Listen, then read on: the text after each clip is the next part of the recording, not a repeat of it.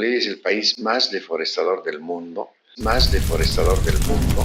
Entonces Bolivia es un país enteramente amazónico, pero es el país que más la está destruyendo. Por lo tanto, no va a haber energía eléctrica.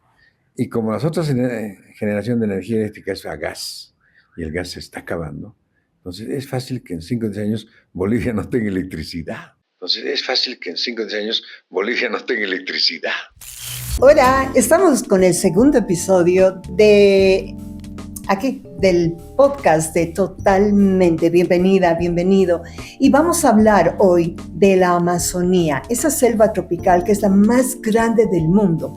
Tú sabes que ocupa 9 países dentro de Sudamérica, así de grande. Y hoy en día afronta gravísimas amenazas. Pero ¿qué pasa con la Amazonía en Bolivia? Hoy lo tenemos de invitado al doctor Roger Carvajal. Él es un investigador, defensor vehemente del medio ambiente. El doctor Roger Carvajal es doctor PhD en Ciencias Biológicas y Biomédicas. Actualmente es jefe de la Unidad de Biomedicina Experimental del Instituto CELADIS. Bueno, vamos a ver qué es lo que está pasando con la Amazonía y nuestra Bolivia. Doctor, qué lindo tenerlo acá en Totalmente. Lindo verlo, lindo conversar con usted. Gracias, Sandra, por la invitación a esta serie de programas para ver este tema que ahora en esta época sobre todo pesa mucho, pero desafortunadamente está invisibilizado. Hay que recordar que el 65% del territorio nacional es amazónico. 65%, yo entendía que era el 40%, ¿no?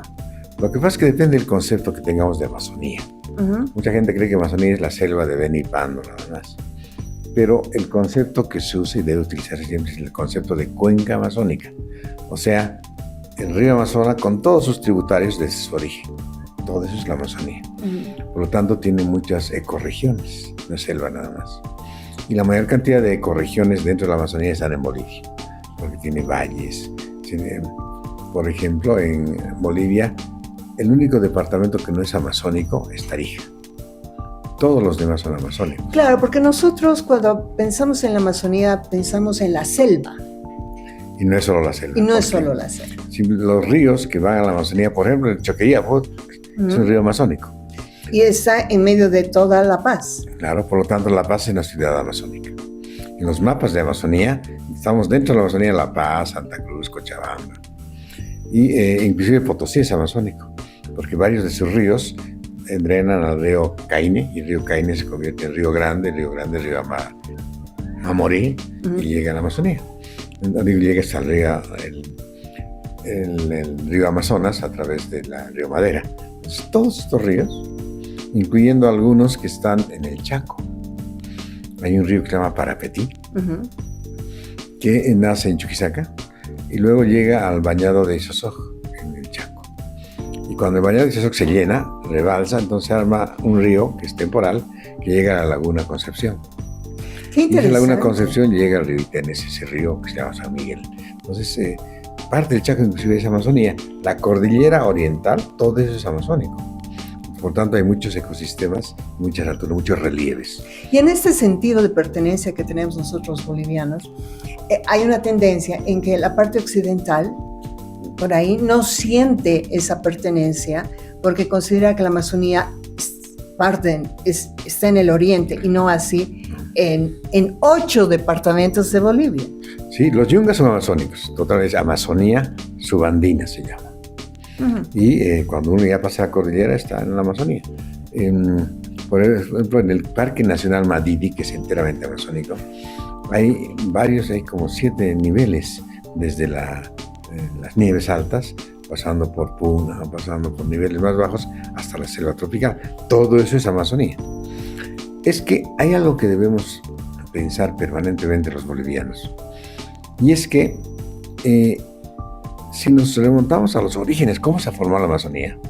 En realidad Sudamérica antes era una planicie, una llanura, porque no había la cordillera de los Andes. Y esa planicie era pues estéril, con algunas hierbas por aquí, por allá, algunos árboles, con la humedad que podía haber. Pero de repente la placa continental, hay una placa la Tierra que está en el continente sudamericano, choca con la placa de Nazca que está en el Océano Pacífico. Y las dos placas chocan y una se mete debajo de la otra y se eleva la cordillera de los Andes. Esa cordillera se eleva en varias ocasiones, por eso hace una especie de arrugas. Si ustedes van hacia los Yungas van a ver que hay varias pequeñas cordilleras que van bajando, e incluye el altiplano. Entonces esa cordillera se eleva y cambia la situación geográfica de Sudamérica, porque ahora los vientos que traen masas húmedas del Atlántico, no se pasan, chocan contra la cordillera y regresan y se forman ríos. Wow. Y esos ríos le dan humedad a ese territorio y empieza a hacerse verde porque la humedad y el clima son buenos para la biodiversidad. Pero además hay algo interesante. Esa región está irradiada por el sol la mayor cantidad de tiempo en el año, con la radiación ultravioleta que provoca mutaciones en los seres vivos. Y esas mutaciones provocan la diversidad, lo que se llama especiación, y aparecen miles de especies a lo largo de millones de años. Entonces, tenemos esa frondosidad de la Amazonía, animales, insectos, microbios, variedad, todo eso ha sido producto de millones de años de ese proceso a partir de que sale la cordillera de los Andes. Sale la cordillera de los Andes. O sea que no se concibe la Amazonía sin la cordillera. Sin los Andes. Ahora, tampoco se concibe la vida en los Andes si no viene el agua de la Amazonía y pasa a este lado y son los ríos que nosotros tenemos. Por eso es que cuando deforestan y luego vamos a hablar cómo vienen esas masas de agua, es que se está secando los Andes, porque están deforestando la Amazonía, porque los árboles de la Amazonía son los que trasladan esa agua, esas masas húmedas. No vienen solas. Es bien interesante y conviene decirlo ahora. En realidad esas nubes que se forman en el Atlántico vienen por algunos vientos, vienen al continente. Pero esas nubes se difuminan con el viento. Pero los árboles de la Amazonía han desarrollado una cosa que es súper interesante. Liberan una serie de moléculas al aire, que los brasileños le llaman polvo de hadas. Muy bonito el nombre. Pero esas moléculas arman una red microscópica que nuclea gotitas de agua y hace que las nubes, por lo tanto, se queden como nubes. Entonces se trasladan como nubes. Precipitan, llueven, otra vez evapora por la selva y la nube se forma y va llegando hasta acá. Así es porque uno, cuando ya va en avión a Santa Cruz, por ejemplo, ve desde el avión miles de nubes que están moviéndose hacia los Andes. Y esas nubes están armadas, digamos, por los árboles amazónicos. Si no, el viento se los llevará para el otro lado. Es un ecosistema. Es el manejo del ecosistema y es algo que nosotros, pues la mayoría no conocemos, desconocemos. Debiera saberse desde el colegio, pero me parece que tampoco los maestros saben mucho. Pero es importante para esto que tú dices, el sentido de pertinencia. O sea, somos amazónicos, es un país amazónico. Porque los Andes Bolivia es un país amazónico. Sí, los Andes son apenas 28-30%. Siempre lo dicen el país altiplánico, no, es un país amazónico. Inclusive más amazónico que muchos países. En orden, el tamaño de Amazonía proporcional a su territorio, primero es Brasil, que tiene el 60% de su territorio es amazónico. De nosotros es 65% de nuestro territorio es amazónico. Bolivia tiene mayor territorio amazónico que el Brasil. No, pero no en conjunto, sino como país. Como país. O sea, 65% de nuestro territorio es amazónico. Lo que hace que el Brasil es extremadamente grande y el 60% de su territorio es Amazonía. Lo demás, pues, es otros territorios que tiene hacia el sur.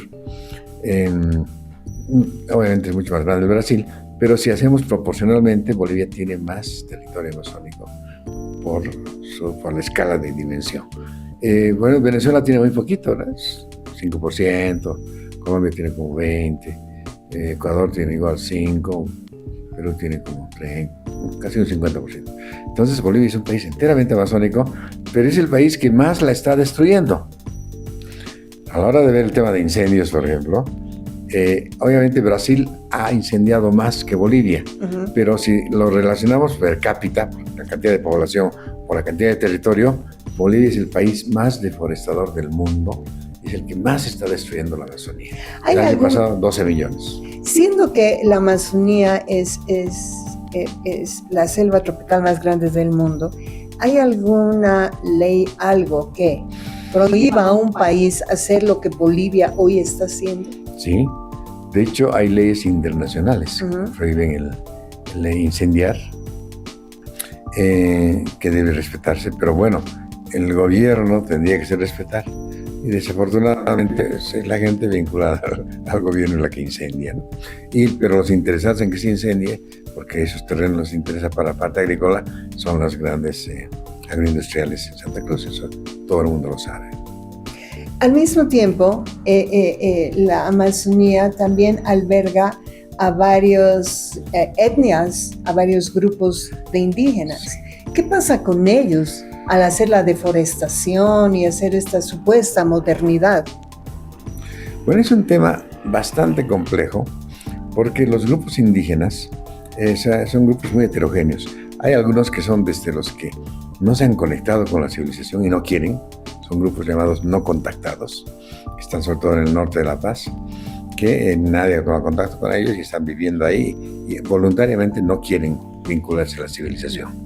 Ellos viven no quieren contaminarse. No quieren contaminarse. Ellos viven pues en una especie de paraíso como en el Paleolítico. Es decir, tienen casa, tienen pesca, tienen frutos. Y estamos hablando, doctor, de la parte del norte de La Paz. De La Paz. Hay algunos grupos. Algunos. Pero otros grupos han tenido mucho más acercamiento y otros pues francamente ya son parte de la cultura occidental, ¿no? Donde tienen sus carros, todo lo que necesitan. Y entonces es un espectro muy variado, por lo tanto su papel es diferente a la hora de ver el tema de los incendios.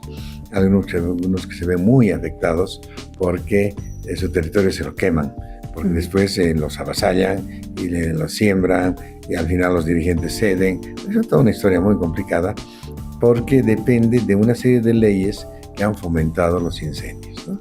Las llamadas leyes incendiarias de este tiempo del gobierno de Evo Morales, que permitían que la gente queme más fácilmente que antes había más restricciones, o que hayan perdonazos a los que han quemado, o imagínense, quemar una hectárea cuesta $2 de multa. Aquí cuando hay una fogata cuesta 500 bolivianos. Entonces, todo eso es parte de un modelo económico que se llama extractivismo. Y el extractivismo ha afectado tanto a la Amazonía como a los Andes. En los Andes con la minería y en la Amazonía 3 grandes líneas de extractivismo. El oro en los ríos amazónicos, que además de llevarse el dinero y no pagar casi impuestos, muy poquitos. Contamina el agua, contamina el agua todo. con mercurio, las etnias están todas contaminadas. Hemos hecho un estudio, hemos visto que están hipercontaminadas. El pescado está contaminado, está yéndose por todo el país. Es el oro. El otro ámbito de extractivismo es la coca. La coca del Chapare, de por lo menos 40-50 mil hectáreas de foresta. Y todo eso genera una riqueza que sale y tampoco es parte de la riqueza boliviana, ¿no? ¿Las plantaciones de coca esterilizan la tierra, doctor? Sí, porque, las de los yungas sobre todo. ¿Por qué?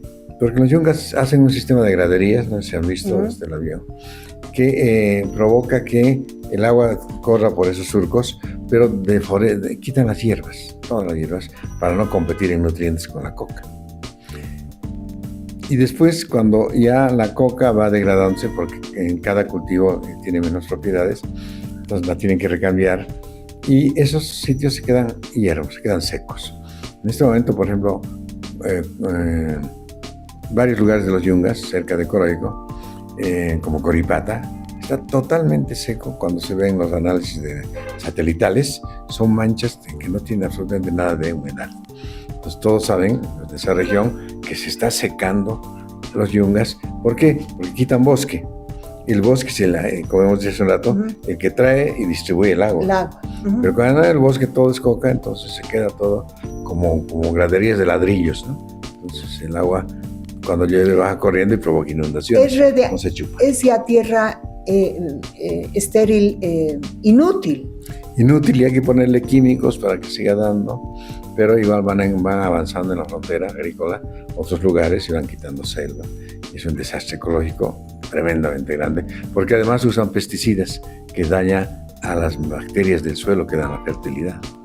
Entonces, todo es un desastre que Entonces, no puede controlarse.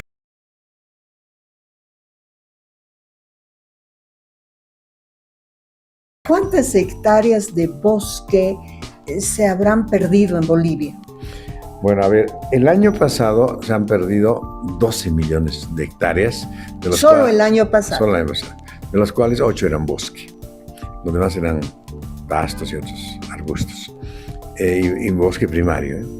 Entonces, pero los años pasados han sido 4 millones. El año 2019 han sido 8 millones. Y si uno va sumando, estamos cerca de los 45 millones de hectáreas. Más grande que Holanda y Bélgica juntos. 45 millones de hectáreas se han perdido. Si sumamos ya. Entonces, y no se recuperan, porque recuperar requiere pues 50, 100 años, ¿no? Están perdiendo agua, cada vez las sequías son mayores, y esas sequías no solamente afectan a la gente. El problema más grave es que va a afectar a la provisión de agua a las represas hidráulicas, a la de Corani, a la de Songo, por lo tanto no va a haber energía eléctrica. Y como las otras generación de energía eléctrica es a gas, y el gas se está acabando, entonces es fácil que en 5 o 10 años Bolivia no tenga electricidad, porque lo hidráulico y lo generado a gas se van a perder. En 5 a 10 años, Sí. que eso es mañana. Mañana, mis hijos van a estar en el drama. Pero nadie prevé eso. ¿Por qué no prevemos eso? ¿Porque hay intereses políticos meramente? Por un lado, interés político y no ver la cosa, porque ven para otro lado. Bueno, ver o no saber o ser carentes de conocimiento. Es eso, lo que estás diciendo, Sandra, es grave por lo siguiente. Siempre hemos dicho que no es parte de las políticas el conocimiento como insumo. No usan conocimiento. Ahí está la demostración. No usan conocimiento, y al rato vamos a ver el tema de la soya y eso. Es una clásica política de no usar conocimiento, sino usar intereses a los que hay que complacer, ¿no? De los grupos de poder, etc. En esto que estamos viendo ahorita, nadie lo ve. Nosotros en la academia lo decimos cada vez, Instituto de Hidráulica, Instituto de Ecología, todos dicen ese tema de las sequías, y el Ministerio de Medio Ambiente, que debía estar alarmando, no dice nada. Es algo que llama la atención, pues, que, por ejemplo, la pausa ecológica que se ha dictado el año pasado, pero ya cuando ya habían pasado los incendios, ¿no? De todos modos protege en algo para estos nuevos incendios. Pero el Ministerio de Medio Ambiente está tramitando que se quite la pausa ecológica. ¿Por falta de conocimiento? ¿Por por ahí hay intereses creados, está muy claro. 2, varias comunidades del norte de La Paz que producen cacao, chocolate, están espantadas con la entrada de la minería. Por lo tanto, han hecho una ley municipal para que no haya minería, o sea, prohibiendo la minería. Y el vicepresidente de Bolivia, Choquehuanca, que es de la Pachamama, ha tramitado para que se anulen esas leyes municipales. O sea, la Pachamama es... lo contrario, ¿no? Eso uno entiende y dice, bueno, es que la incoherencia es por un lado, por otro lado el desconocimiento, porque si le contamos a Choquehuanca sobre estas cosas, seguramente va a entender, pero como no las ha revisado en las arrugas de los ancianos, que era lo que ha dicho que ahí es donde lee, y ahí no está esa información, entonces no va a hacer nada a favor de... Pero el centro de investigación, doctor, ¿no les envía información actualizada donde ellos puedan tener algo de conocimiento y respaldo a lo que están haciendo? Nada que llegue al Estado pues, es leído o aceptado. No hemos visto hasta ahora. ¿Se acuerdan del tema del TIBNIS? Sí, claro. Bueno, el TIBNIS se les ha dicho a la Asociación de Ingenieros, la UMSA, la OMS, todos que no convenía por ahí la carretera. Y igual estaban haciendo, porque el interés era de los cocaleros, por entrar a esa región. Habían argumentos científicos y todo. Hasta que me tocó alguna vez una entrevista parecida a esta, en un canal, donde les mostré los mapas. ¿Cómo? Es que si se tala el TIBNIS para la carretera, no va a haber agua en Misicuni. Estudios hechos por Forsberg, un inglés cartógrafo famosísimo, que ha venido acá a estudiar eso con satélite. Solo así pudimos parar, pero porque era todo el mundo se enteró y la gente se lanzó en Cochabamba en todos lados.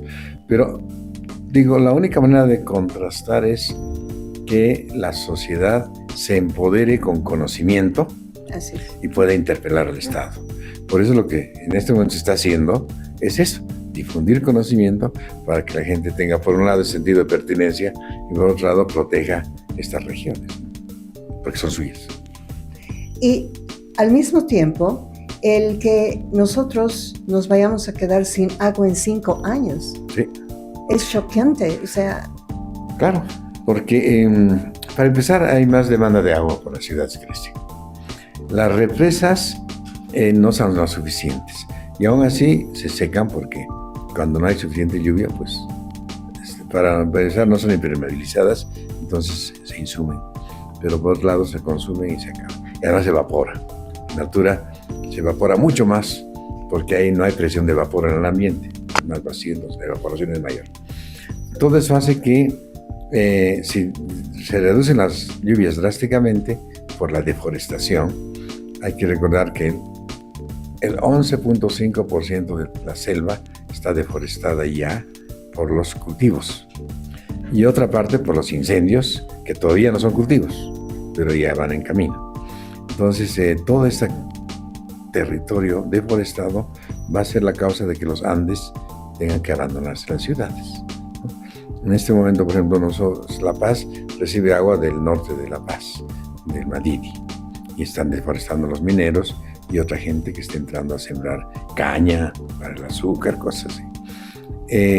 Cochabamba y Sucre se alimentan de lo que es el Tignis, que entra por allá. Y más hacia el sur de lo que es en este momento el norte integrado de Santa Cruz, que tampoco está, ya tiene gran cantidad de selvas, ¿no? Desde el avión y se impresiona cómo de Santa Cruz hasta casi la frontera está todo talado, ¿no? Entonces, el futuro es negro. El futuro está totalmente negro para el occidente y también para el oriente, porque ya no van a haber ríos que irriguen sus sembradíos. Y además la sequía que provoca la deforestación también les afecta a ellos. Y hay algo bien chistoso, ¿no? Ante esta sequía que ellos provocan, están pidiendo utilizar unos transgénicos resistentes a la sequía, que hay, pero solamente marca la resistencia en un 15%, o sea que no es nada, no sirve nada. Entonces, ellos le dicen al gobierno, queremos utilizar biotecnología, le llaman a aquellos. Y el gobierno les acepta, pero más grave, los candidatos le aceptan a los que hacen el agronegocio que usen biotecnología, que aumenten la siembra y que destruya más Amazonía. Y aquí viene un tema extremadamente importante, Sandra. Lo que se llama el agronegocio, toda esa cantidad muy grande de territorio deforestado, no todo sembrado, además de causar la sequía, uno diría, bueno, ¿qué es lo que exportan ellos? Soya. Pero con la soya se va la fertilidad, se va el agua, porque el agua no la pagan. Y no pagan nada. Además se les subvenciona el diésel. También. Pero uno dice, a ver, ¿cuánto pagan? Hemos examinado. En la Argentina pagan 35% la soya. Y el año pasado incorporó al Estado $50.000 millones. Y de la soya que tenemos transgénica de allá. Además, ¿pero sabes cuánto paga al gobierno? 0%. Hay una ley que les permite no pagar impuestos. 0. Y lo que venden afuera no retorna a Bolivia, los dólares se quedan allá, sabemos. Entonces el negocio está en los que venden la semilla transgénica. Recuérdense que uno vende semilla transgénica y la siembra, ya no puede de eso que has generado hacer su semilla, tiene que volver a comprar. Ahí está el negocio. Y además los insumos, los agrotóxicos que son muy tóxicos, producen cáncer, el glifosato, y además las maquinarias y todo. O sea, ahí está el negocio, por eso se llama el paquete del agronegocio. Y la consecuencia es la sequía, la degradación de suelos. En los pequeños productores siempre están haciendo sus paros. Y que vamos a quedarnos sin energía. Es la energía, las ciudades sin agua y todo aquello, la sequía que llega luego a la desertificación. Es altamente probable que se desertifique Santa Cruz. Porque recordemos que el humus de la selva es nada más de 15 centímetros y por debajo hay arena. Entonces cuando se corta la selva hay 3 veces para sembrar y después arena. Entonces estamos haciendo la certificación, nadie dice nada, al contrario, van los candidatos y se hincan ante los agroindustriales y les ofrecen que no solamente que no van a pagar impuestos, sino que ahora les van a apoyar con más cosas para que saquen la plata y no regresen. Entonces no es ningún negocio para Bolivia. No sabemos cómo es que han ido allá en esa posición todos. Ninguno ha dicho, vamos por no paguen un poco de impuestos o se va a acabar la subvención. Estamos así. Pero tampoco nosotros los ciudadanos tenemos conocimiento alguno para hacer algún tipo de reclamo de mano. Ese es el problema mayor, que la gente no conoce nada. Los medios no informan nada. Además informan algo en términos de noticia urgente, no de transferencia de conocimiento, no de generación de conciencia. No es ese el papel. O sea, es lo que se llama la educación no formal, que está en los medios. No ocurre. Donde sí está ocurriendo es en las plataformas como esta, que la gente está empezando a ver YouTube y no sé qué, y ahí está enterándose. Pero también hay mucha cosa falsa. Pero eso distorsiona. Eso va como cultural, ¿verdad? Somos inmediatistas. O sea, no hacemos prevención. No hacemos prevención en ningún aspecto, ni en salud, en nada. En nada. Bolivia, todos los gobiernos, todos, sean de derecha, de izquierda, etc., siguen el extractivismo. El patrón es ese, desde la colonia. Uh-huh. Y ¿hay soluciones, doctor, para eso? La prevención. O sea, sí, si organizamos un plan... Para llegar a la prevención, nosotros tendríamos que difundir un conocimiento, o sea, hacer campañas constantes. Para que los gobiernos asuman su papel, claro, de utilizar conocimiento. O hacer demandas con conocimiento a los gobiernos. Eso es lo que hay que hacer, exactamente. Una vez que la justicia ya no sea del gobierno, tendría que hacerse una demanda a los tribunales agroambientales, decir, señores, la cantidad de certificación potencial que están generando es esta y no puede ser. Se puede demandar. Quien debía ser es el gobierno, pero el gobierno está teniendo otro tipo de beneficios. Por ejemplo, hay un tema bien interesante, ¿no? Si el agronegocio, en lugar de que sea en la Amazonía y deforeste, le hicieron una pausa y que la Amazonía se vuelva a reforestar y llevar el agronegocio al Chaco. El Chaco está en una zona, digamos, poco, no tiene posibilidades de siembra, que es buena la tierra, pero dicen los que podrían sembrar ahí. No, pues no hay agua. No es cierto. Hay un río que se llama Parapetí, que llega al Chaco con 55 metros cúbicos por segundo. Estamos hablando del Chaco tarijeño. ¿De qué lugar de Chaco? Cruceño, chaqueño y tarijeño. Ahí hay 5.4 millones de hectáreas que nadie utiliza. Se utiliza para alguna ganadería, por temporadas las vacas se mueren, parece que hay mucha sequía. Pero hay algo pues interesante, ¿no? El hecho de que siembren en la Amazonía, nuestros agroindustriales, la soya, les causa algo que ellos mismos parece que no entienden. Se quejan de que el rendimiento de la soya en Paraguay, Argentina y Brasil es de 3.5 a 3.8 toneladas de hectárea por hectárea, toneladas de soya por hectárea. Aquí es 2. Aún usando igualito transgénicos, la maquinaria, todo. ¿Por qué? ¿A qué se debe? Es que aquí se ha sembrado en la Amazonía, que no es tierra agrícola. Y allá han sembrado en la pampa húmeda argentina, que es tierra totalmente agrícola, ¿no? Entonces, hay que sacarlos de la Amazonía.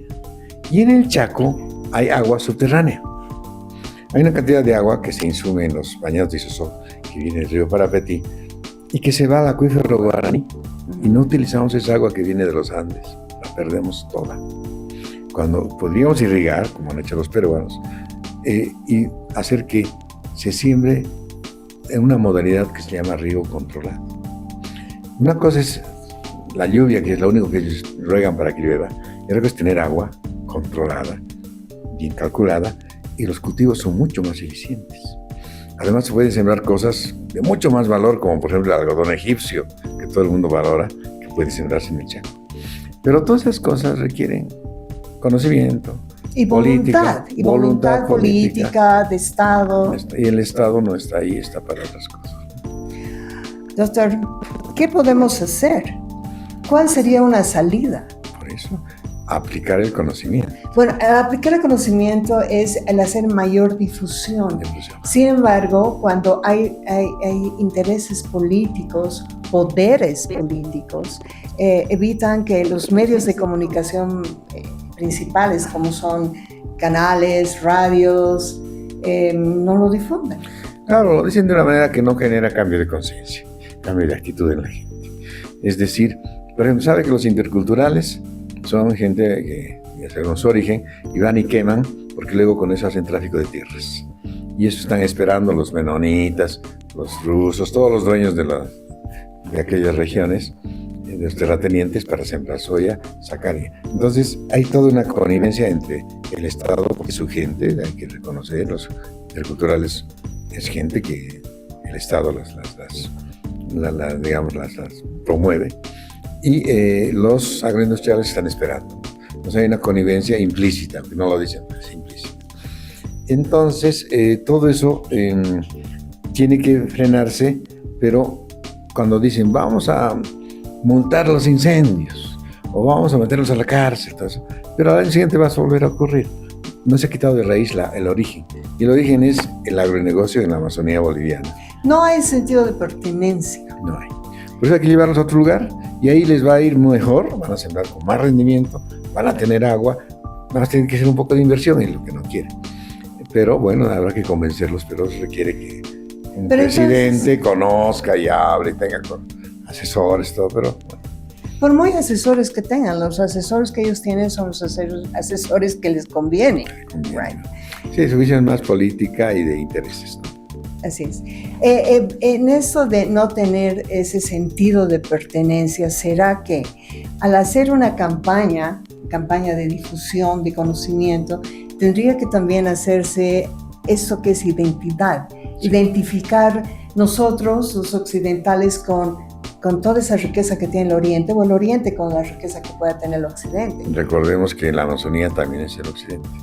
Y que yo acabo de enterarme. Imagínense que la Amazonía cubre 8 departamentos de Bolivia. Y nosotros acá, si usted hable con quien hable, no se identifica con la Amazonía, lo considera que es meramente el bosque como tal. Otra vez desconocimiento. Yes. Otra vez falta de conocimiento. Como decíamos, este río de aquí que está a una cuadra, el Choqueyapo. El Choqueyapo es amazónico, y los otros también. Entonces hay que tener el concepto de cuenca, no concepto de solamente un bioma que tiene selva. Porque de otro modo, pues nos alejamos. Porque esta agua es la que alimenta la Amazonía. Sin esta agua no habría ese bosque.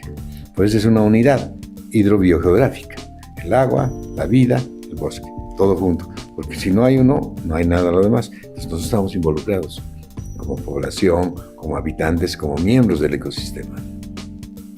Bueno, no solo es la sequía, el agua está contaminada. En 5 o 10 años, si verdaderamente no se toma conciencia de lo que necesitamos para sobrevivir las nuevas generaciones, estamos chao. Sí, estamos completamente en un destino negro, porque ¿de dónde vamos a generar energía si no hay agua? Ya no hay gas, no hay diésel. Entonces, habrá que despedirse del país, destruido por los intereses y la ignorancia. Doctor, tendría que haber sido un poco más alentadora esta charla, pero lamentablemente no es así. Y me da muchísimo gusto hablar con usted, y quiero hablar muchas veces más y realmente difundir y hacer que nosotros tomemos conciencia de la necesidad, no solo por nosotros, que bueno, en 5 o 10 años quizás ya no estemos, pero que de las nuevas generaciones. Aprender un poco de que Amazonía no es solo el Oriente. Amazonía son 8 departamentos de Bolivia, salvo Tarija. Exacto. Y además ver que la Amazonía no solamente pues es el oro, la coca y el agronegocio de la soya. Es mucho más. Hay una cantidad de biodiversidad que nos puede sacar por completo de la pobreza. Por ejemplo, se sabe, con nuevos estudios, que el chocolate se origina en Baures Beni, porque ahí hay 75 parientes silvestres, que es un criterio para saber el origen. Y cuando uno prueba el chocolate boliviano, realmente Dice, esto es lo mejor que he probado. Y eso que se ha hecho aquí en su procesamiento. El solo chocolate podría darnos un ingreso mayor que el de la coca o del oro. Hay cálculos ya. Más el turismo, superamos todo aquello. El café, que si bien no es original de Bolivia, pero el café de altura de Bolivia tiene muchísimas perspectivas.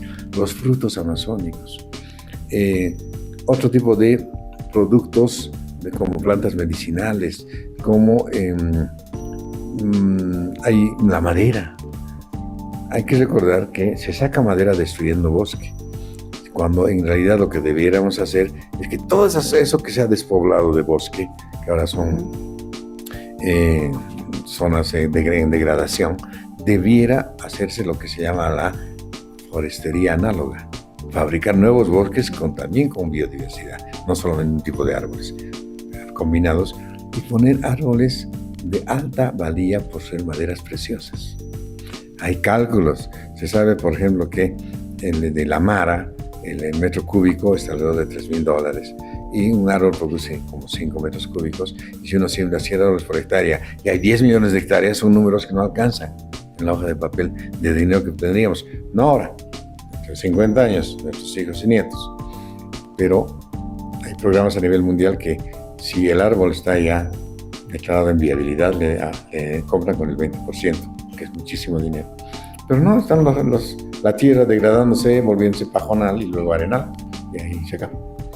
Pero no hay este tipo de propuestas. Y tampoco se promueve el turismo, ¿no? Porque se podría promover un poco más el turismo en todas las áreas reservadas. Sí. Está el parque...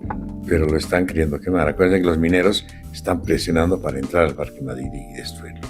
Y ahí tienen maneras de negociación con el gobierno actual, a ver qué pasa con el siguiente.